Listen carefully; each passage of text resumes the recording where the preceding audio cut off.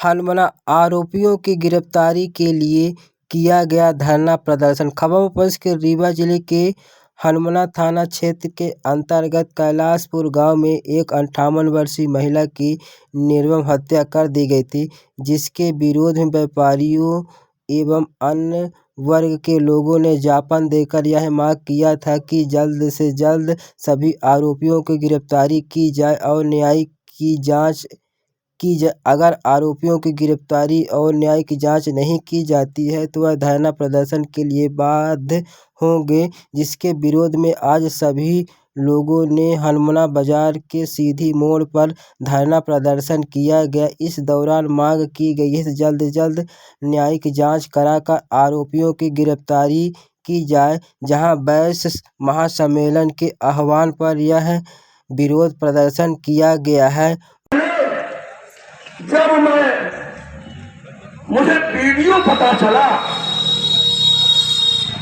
पता चला कि सुकवरिया देवी कैलाशपुर में घटना घटी और वह वीडियो कब देखा, ये मेरा दुर्भाग्य है कि मैं उस वीडियो को पहले नहीं देख पाया।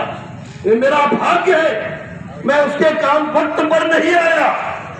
फिर भी जैसे मुझे पता चला कि कुछ लोग वहां जाके अपनी बात रख चुके हैं, पुलिस अपना काम कर चुकी है, तब मैं कहीं अपने एक साथी शिवशंकर केवट जो प्रतापगंज में उनको फोन लगाया कि भैया कैलाशपुर में कोई घटना घटी क्या, तो उसने बताया भैया मैं फोन करके बताता हूँ, वाक्या बता रहा हूँ आपसे।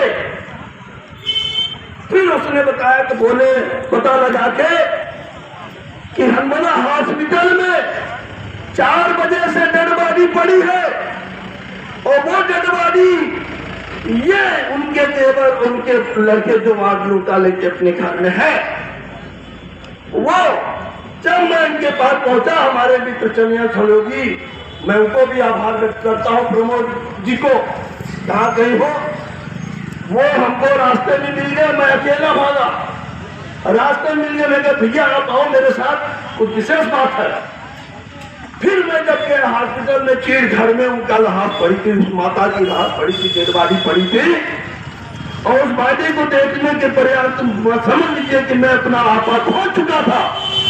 जब इनसे हमारी मुलाकात हुई,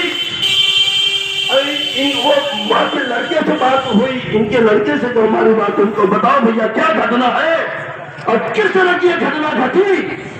तब ये इनका आपा खो चुका था, बोलने में समर्थ, एक माँ का दर्द, वो किस किस शब्दों से वो कहां कहां घाव लगाता, कैसे बयां कर सकता है कोई। अपनी माँ के बारे में कौन बता सकता है, मदर बता सकता है, मुंह से बता सकता है, मुंह में मोजा डाल के बता सकता है, मगर ये नहीं बता सकता कि मेरी माँ के क्या प्रभाव किया है। ये हमारे मर्यादा और संस्कार की बात है। आपसे हमने पूछा बताइए, निसंकोच बताइए। इन्होंने बताया कि अमानवीय ढंग है, हम कैसे अपने शब्दों से बयां करें कि हमारे भाभी के साथ क्या क्या नहीं हुआ। फिर जब हम पीएम डॉक्टर को, डॉक्टर साहब ने क्या बोला, तो डॉक्टर साहब ने बोले कि हमारे यहाँ लेडीज डॉक्टर ही पोस्टमार्टम करेगी। हमने भी कहा हाँ लेडीज डॉक्टर पोस्टमार्टम करेगी, परंतु जब हम उनसे कहे कि हमारी ड्यूटी है कि आपकी ड्यूटी है, इतने बड़े जगन्नाथ में इतना बड़ा हत्याकांड में, निर्मम हत्याकांड हुआ और वहां से पुलिस की कार्रवाई के बाद लावारिस लाश को ऐसा फेंका गया जैसे कोई उसका मतलब ही नहीं। और उस चीर घर में ये रात को 6:30 बजे तक हम इनके पास थे, इनसे हमारी बात हुई, हम कहीं यहीं पे हमारा पोस्टमार्टम होगा, आप जाइए मत। मेरी आपसे यही बात हुई, आप यहाँ से बिल्कुल मत जाइए, अभी हम 5 और 10 मिनट अंदर के आते हैं, फिर आपका हम बताते हैं कि कैसे पोस्टमार्टम होगा और कैसे लेडीज डॉक्टर आएगी, ये उनकी व्यवस्था है। और जैसे मैं यहाँ मार्केट में आया, 10 मिनट बाद इन्होंने कह दिया कि भैया मैं खटखटी पहुंच गया। इन्हीं शासन प्रशासन के लोग इनको पता नहीं किस तरह से बोल रहे थे। दूसरी गाड़ी से जब खटखटी पहुंच गए तो मुझे फोन लगा के कहते हैं भैया अब मैं खटखटी पहुंच गया, तो कौन है आपके साथ? तो कहते हैं कि हमारे साथ तहसीलदार और पुलिस आ रही है, हमको रीवा ले जाया जा रहा है कि आपका पोस्टमार्टम हुआ होगा। भाइयों, ये बताइए कि इस तरह से आप जो काम कर रहे हैं, एक महिला की डॉक्टर की आप व्यवस्था नहीं कर सकते, उस महिला डॉक्टर की बीमारू बात बता देते हैं, क्या ये उचित है? ये शासन प्रशासन की जवाबदारी है। किस माँ का लड़के का आग नहीं सूखेगा, छाती नहीं फूलेगी, ये जीवाधिकार है जब इस तरह की किसी माँ के कामों में और उसके शरीरों को छलती कर ले।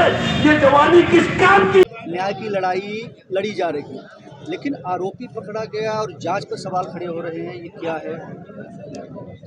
आप मीडिया से हैं और मीडिया मुझे मालूम है कि जागरूकता लाती है, न्याय दिलाने में मदद करती है।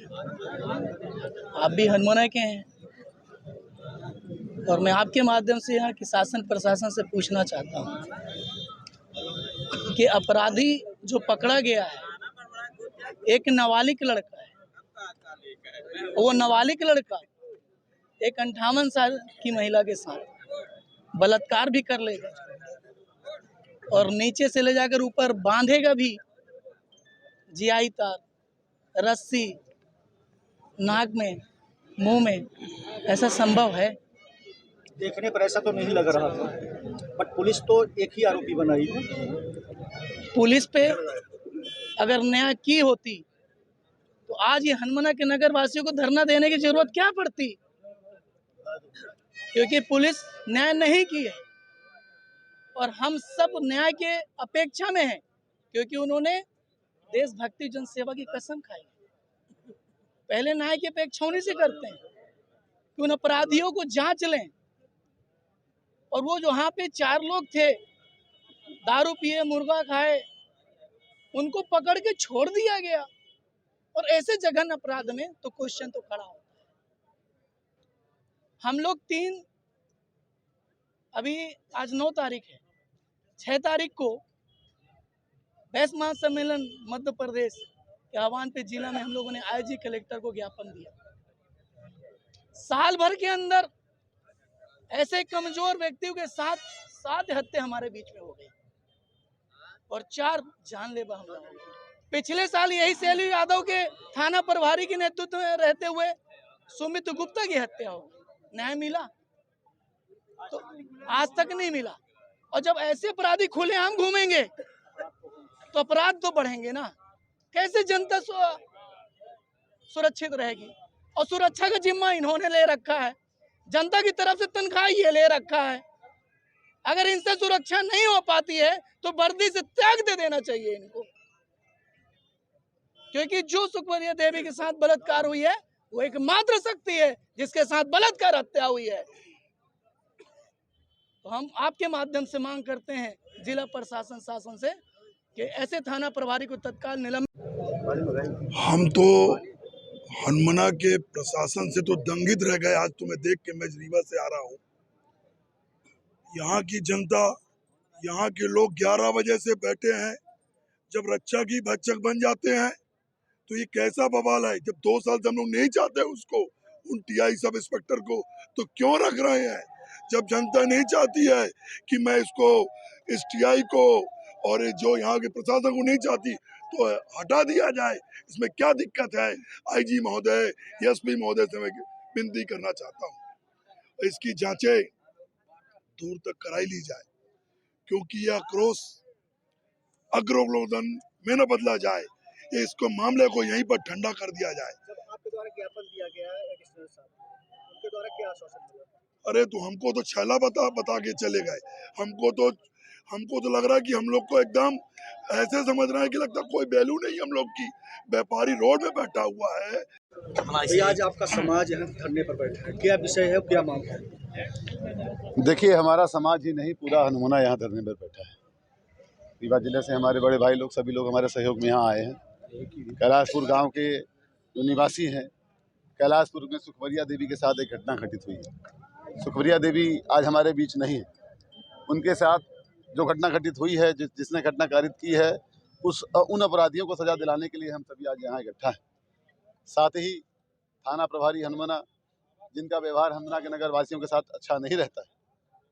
साल भर पूर्व यहाँ हत्या हुई थी, जिसके अपराधी आज भी खुलेआम घूम रहे हैं, जिसके विरोध में हम सभी यहाँ एकत्रित हैं। और हमारी ये मांगे हैं कि भाई कम से कम थाना प्रभारी को यहाँ से आप हटाइए, जिससे कि न्यायिक जांच हो सके।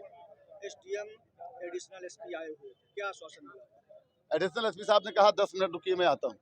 अभी तक लौटे नहीं, हम लोग वेट कर रहे हैं।